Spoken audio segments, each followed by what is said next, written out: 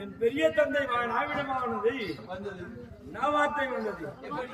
போய் என்று போய் வா என்று சொல்லாமல் போ என்று வார்த்தை சொன்னார் நமது தந்தை தர்மபுத்திர மகாராஜா. அமர்காலம் தண்ணியிலே போவதோ அமர்காலம். அந்த அமர்காலம் தண்ணியிலே அரசரை நீங்கள் ஜெயிப்பேனோ அந்த வெற்றி கிடைக்குமோ தோல்வி கிடைக்குமோ ஒன்றுமே புரியவில்லை. அது மட்டுமே சூது செய்யும் துரோணாச்சாரியாரே நான் துண்டித்து வருவேனா இல்லை வரமாட்டீங்களோ?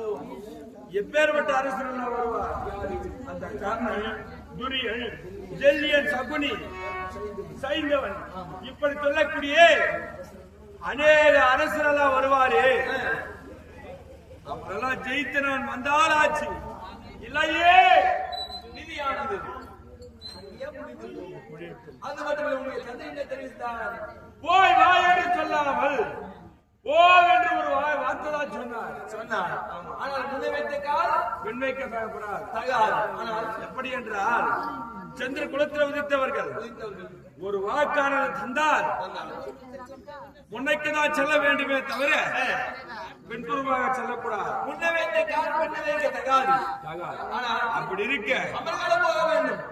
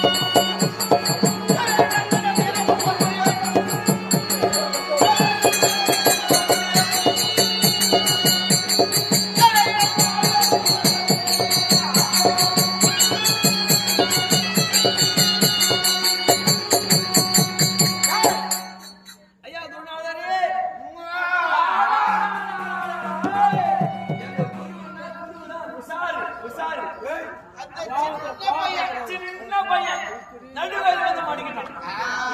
கொஞ்சம் தூரம் அஸ்னாபுரம் இட்டு போட்டிருப்பீங்க. தமாச பையன்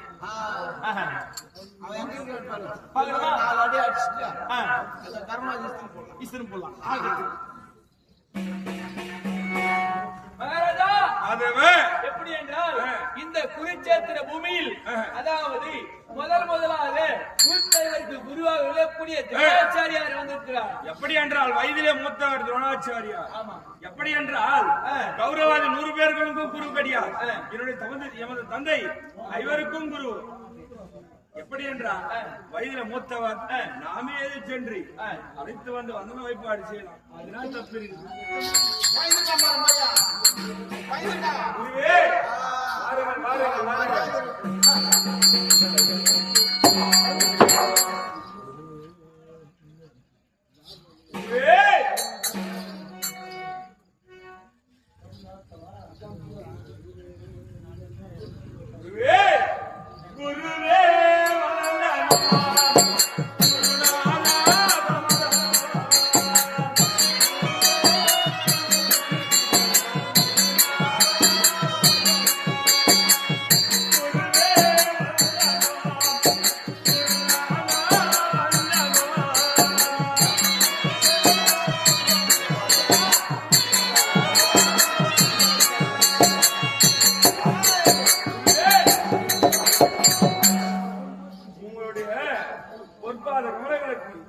அபிமன்ய நாயகர் கோடி வந்தன குருவே மரணாசீர்வாதம் போட குருவே உங்களுடைய பொன்னான திருவடிக்கு இந்த அபிமன்ய நாயகர் கோடி வந்தனம் குருவே.